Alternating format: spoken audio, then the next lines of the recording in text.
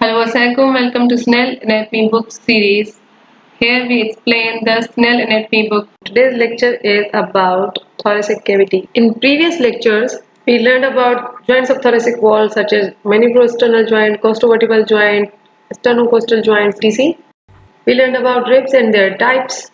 We learned about arteries of thoracic cavity like internal thoracic artery, intercostal arteries. We saw the lymphatic drainage of the thorax. Now we will see thoracic cavity itself. Here in this picture you can see a hollow space that is surrounded by the rib cage and limited by the diaphragm containing heart, lungs, esophagus and thymus is also there.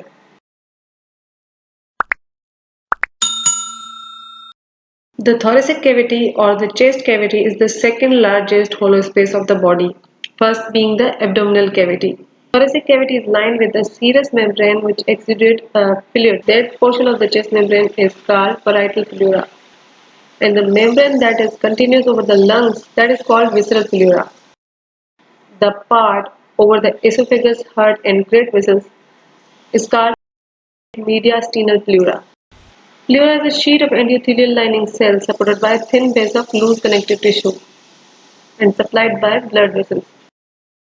The thoracic cavity communicates with the root of the neck through an opening that is called thoracic outlet. It is bounded posteriorly by first thoracic vertebra, laterally by medial border of the first rib and the costal cartilages, and anteriorly by the superior border of manubrium sterni. Through this opening, esophagus, trachea, and many vessels nerves are passing.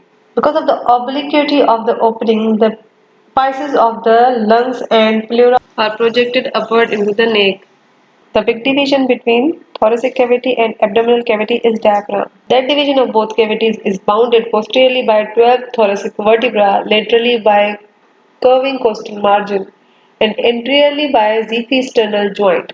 Diaphragm that is placed in between both cavities is pierced by many structures to pass from thoracic cavity to the abdominal cavity. In the intercavity boundaries, I didn't say the posterior boundary is vertebral column. I said it is 12th rib because the vertebral column is the posterior boundary of the mediastinum. This intrapleural space is mediastinum. The mediastinum extends superiorly to the thoracic outlet and the root of the neck, and inferiorly to the diaphragm. Anteriorly, it is bounded by the sternum and posteriorly to the vertebral column. And it is divided into superior mediastinum, inferior mediastinum, middle mediastinum, and posterior mediastinum. We will learn the mediastinum in detail in the next video. Till then, the Hafiz.